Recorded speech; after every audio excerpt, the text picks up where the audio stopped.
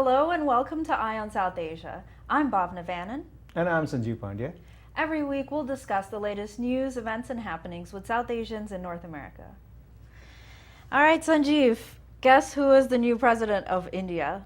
Didn't we say it last week? We almost confirmed. I think last week when we did our show, that's when it was going into election, and MPs throughout the country were actually voting for the new president. And we Yes. almost said that Pranab Mukherjee is going to be the new president. Yes, So, and you predicted this. right.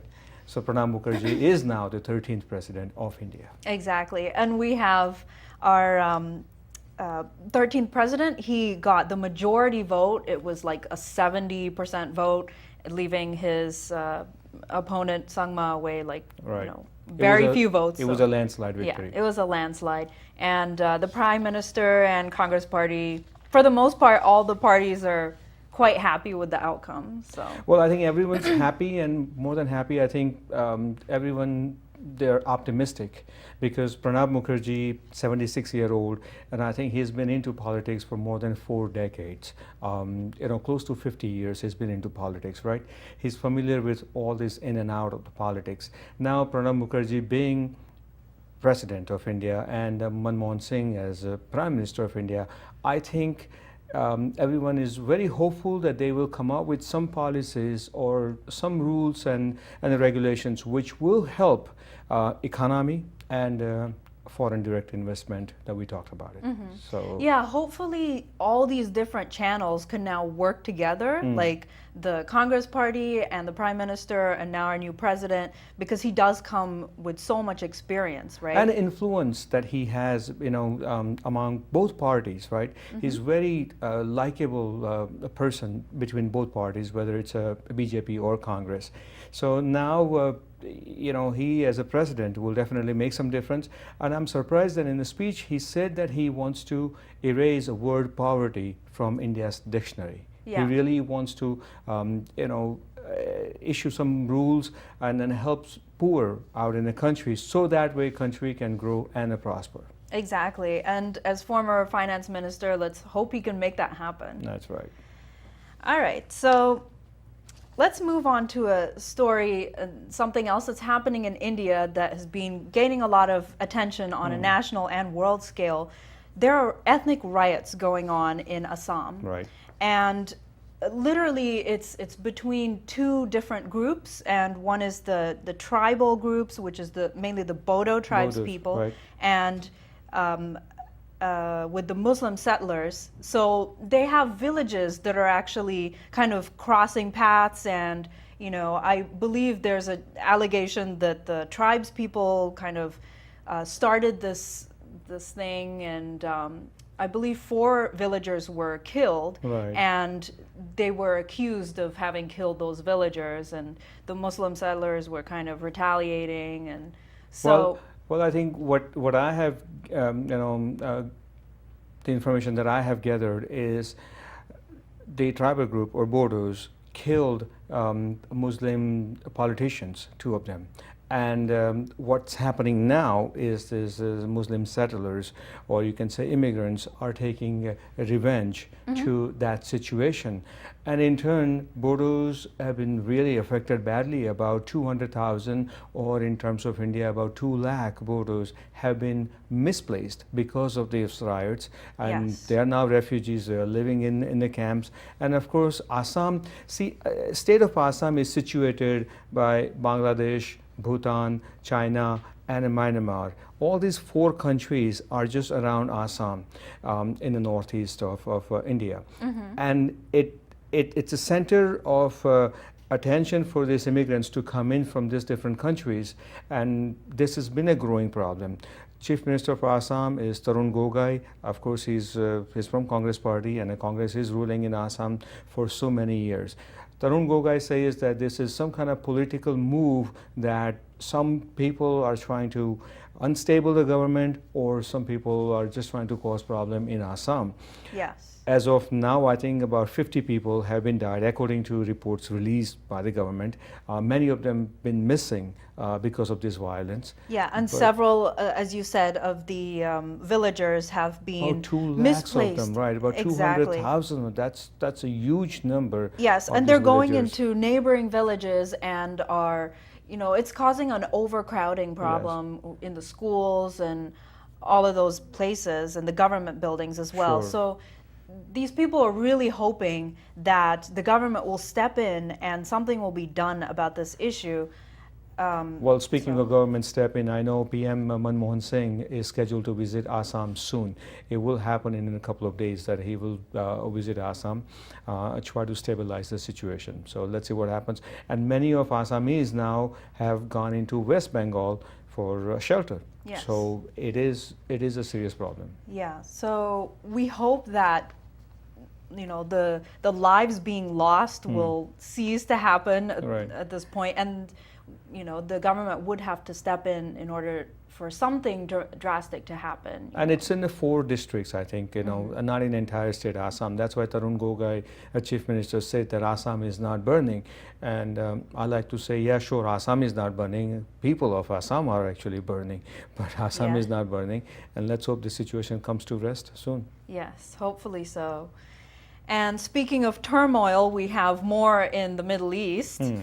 We have the Syrian crisis, which is really an ongoing crisis. This is actually a very serious matter on international level. Yes. And India is expressing concern over this crisis, and they really want to be able to step into this.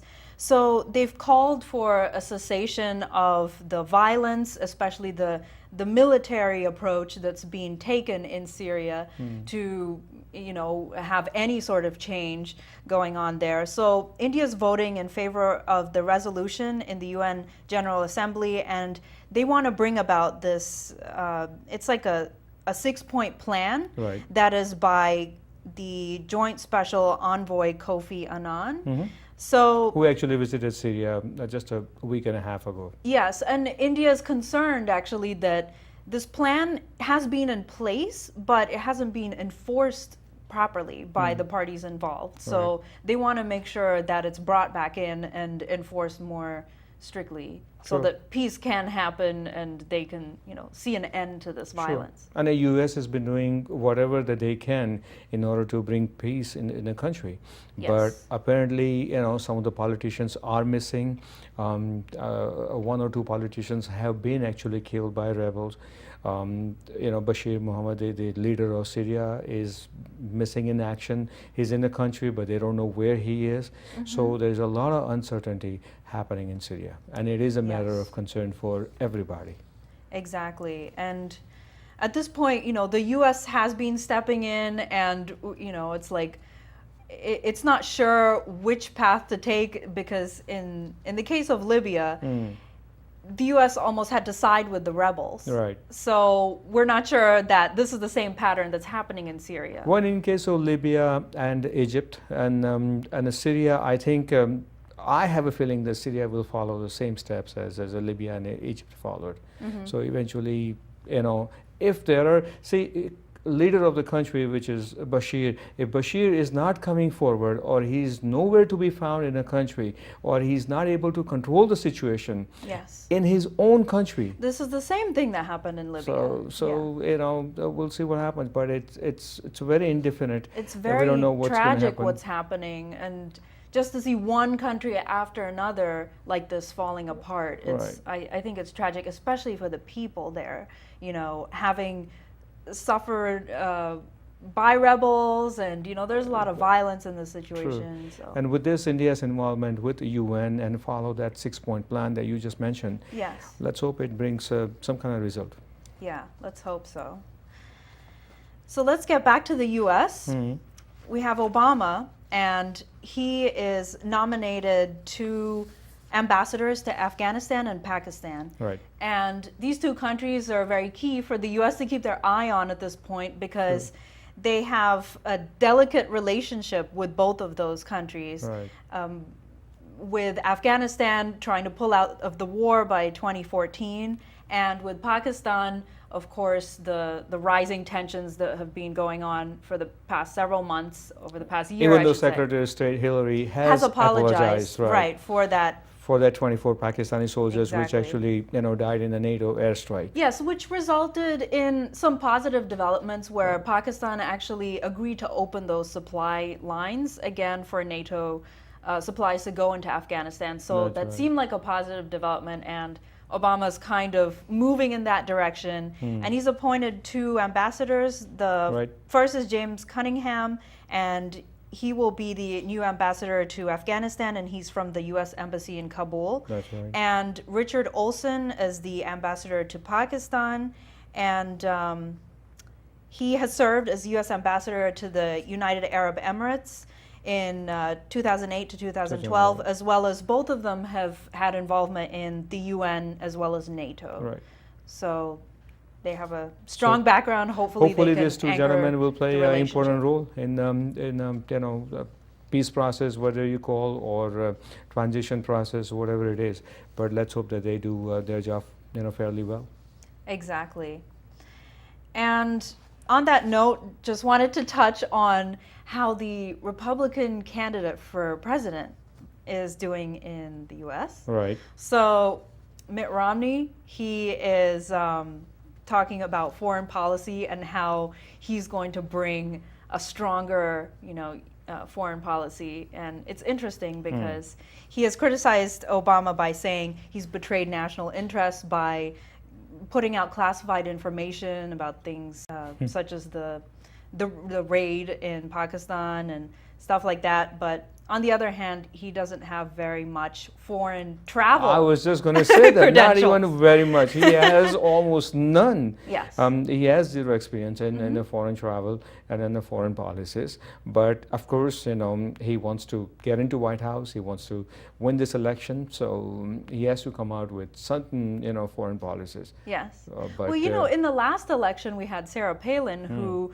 I believe just got her passport when she became, when she was nominated for vice VP. president, right. So, she didn't have much either. That's right. So let's see what happens when Romney is coming out with these foreign policies. Okay. All right. So those are pretty much our big headlines for this week. We're going to take a short break, Okay. and we'll be right back on Eye on South Asia.